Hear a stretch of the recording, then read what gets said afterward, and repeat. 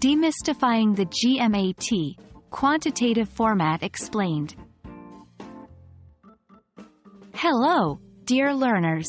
Today, we're diving deep into the GMAT's quantitative section.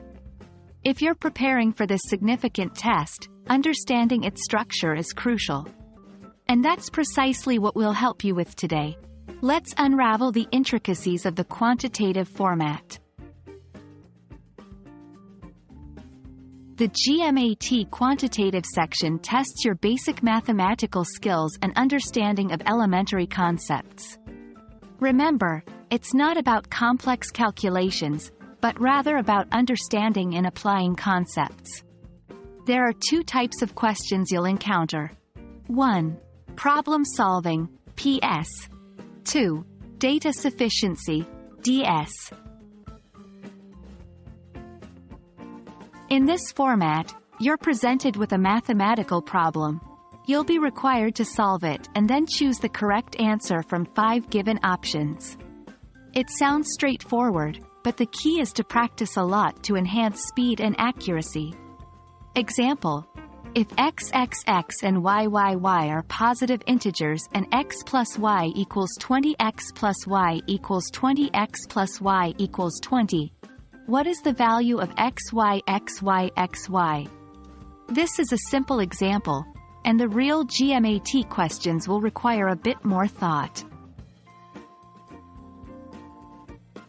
This is where things get a bit more interesting. Instead of solving a problem directly, you'll be presented with a statement and 2 pieces of data, labeled 1 and 2. Your task is to determine whether each piece of data is sufficient to answer the question. There are 5 answer choices to indicate. 1. If statement 1 alone is sufficient, but statement 2 alone is not sufficient. 2. If statement 2 alone is sufficient, but statement 1 alone is not sufficient. 3. If both statements together are sufficient, but neither statement alone is sufficient. 4. If each statement alone is sufficient. 5. If statements 1 and 2 together are not sufficient.